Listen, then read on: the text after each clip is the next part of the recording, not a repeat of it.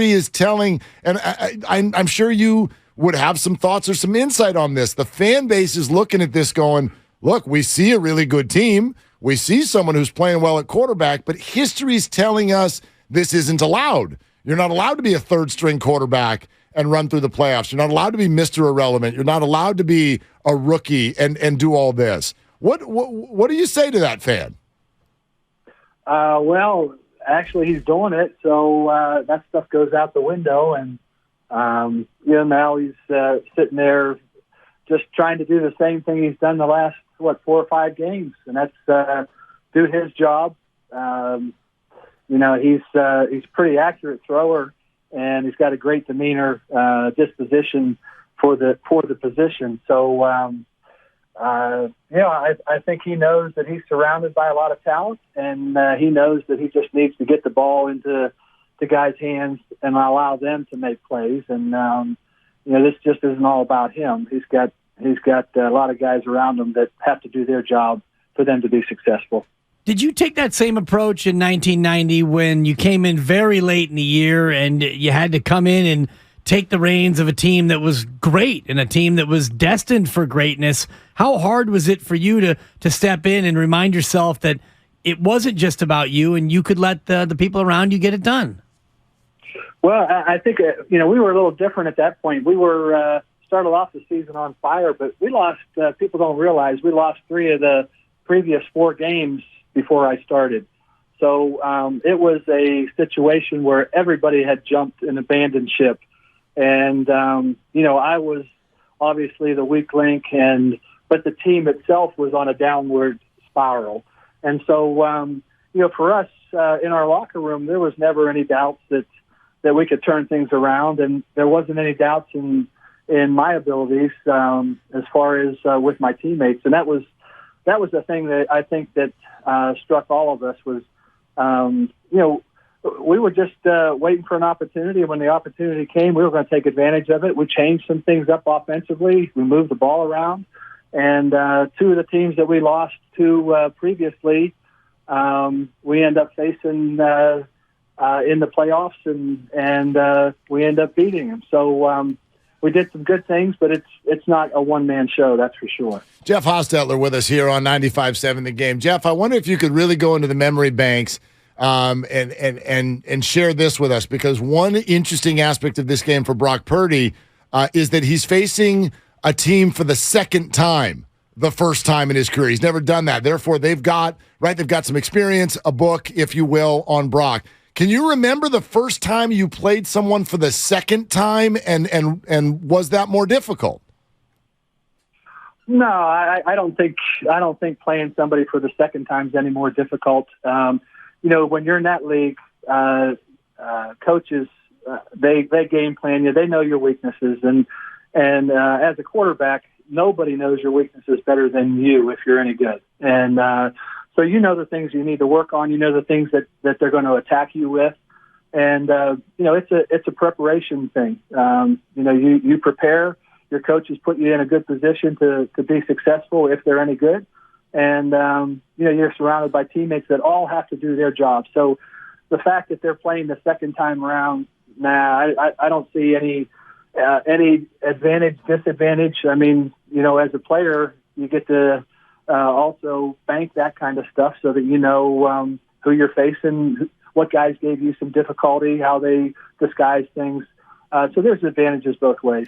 Haas, take me back to that game in 1991 when you played the 49ers for a second time. Because, Mark, you led me to it. You talked about playing a team for the second time. You lose the first game to the Niners 7-3.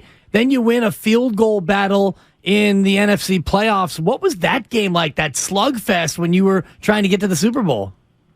Again, that was, back at that season, we had to prepare as if we were going to the Super Bowl because there wasn't an extra week in between. So we beat Chicago the week before, and we all packed up for 2 weeks preparing to go from San Francisco right to the Super Bowl. And the fact that we had played them before, we played them tough, but we didn't come out with the win. We knew, we knew we could stay with them. We knew we could play the game with them, we knew we could beat them. And so our goal was just to go out and each of us play our game. And it was a slugfest. We were trying to prevent them from a three-peat, and we came out on the right end of that. This feels like sort of a weak subject to bring up, but because you're a quarterback, I wonder your perspective. Like, we're bracing ourselves for a hell of a storm. It's been going on for 2 weeks here in the Bay Area already, but like the weather is supposed to be really bad tomorrow. How does that affect a quarterback, Jeff? Well, I tell you what, as a quarterback, you love to see a dry ball, great weather, no wind, no rain. But lots of times that isn't the case. And so I'm sure offensively they'll adjust to those things. You wait till game time, you see, what kind of conditions there are. And the big thing in those kind of games is you want to protect the football. And so, I'm sure they're going to be trying to do that. Maybe it's a little shorter passing game. Maybe it's, the combination of pounding it a little bit more. But both sides of the ball have to do the same thing.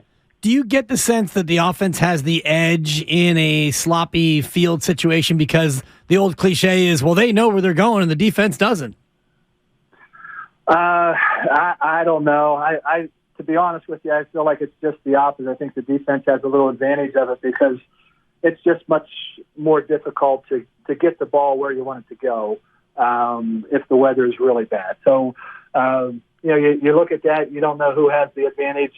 You just know that you're all playing in the same weather, and it's the team that is going to get it done no matter what. It's going to come out on top. So, I'm sure quarterbacks, these guys would rather be playing in inside or in great weather, but they'll make do. Jeff, what's the process like of getting thrown into action and sort of gathering the confidence of your teammates? What was that like for you? What do you think it was like for Brock? So, for me, I waited 6.5 years. So Brock was probably back in high school, maybe junior high almost. So before I had an opportunity to play. And so, he came out of college, went through preseason, and then had the opportunity later on. And guys got to see and get a little comfortable with what he could and could do and felt good with, what they had there. For me, it was 6.5 years waiting, and for 6.5 years, I tried everything. Heck, I blocked a punt, ran the ball, and caught a pass before I ever threw one. So wow. I did everything I could to get out onto the field. But the one thing I do know is the support of your defensive guys is amazing. My defensive guys, I faced them all the time in practice. They knew that I could get the job done. And, I'm sure those defensive guys out there, they got a great defense. And, they've got a lot of confidence in this young guy. And he showed he can get the job done. So, it's one of those ones, again, Parcells used to have this motto about playing within yourself, and I never really fully understood what that meant. But it basically comes down to, hey, you do you. And, everybody else has to do their job. You do you and do your job. Things will work out. Talk about that for just a minute, playing up in scout team action against Lawrence Taylor and Carl Banks and Leonard Marshall. When you actually finally get on the field against, by the way, a Super Bowl team in the Buffalo Bills, did it feel very natural knowing that you've already faced the best of the best? Well, yeah. I mean, when you look at it and you think, who am I competing with? Well, heck, I could turn around and say every day I competed against the best. And so on a confidence level, that's what you got to hang your hat on. When you can't get out onto the field, you got to hang your hat on what you've done in the past and who you're competing with week in and week out. And so for me, it was knowing that I could compete against the best. And, the fact that those guys rally around and express their confidence in me, that helps. So, it's one of those great opportunities that come along very, very infrequent. History is not very kind to quarterbacks in that situation, and I'm blessed to have turned the tides on that. And Brock's on his way of doing some great things. You just take them one at a time and, allow guys to, again, make their plays. Jeff, thanks for coming on. It's fun to talk to you. It made that 15-13 loss like 0.5% better. Exactly. Yeah, I bet it did. Yeah. Hey, thanks, guys. Thanks, Hoss. Thanks very much. All right. Thanks. There he goes. Jeff Hostetler right here on Willard and Dibs.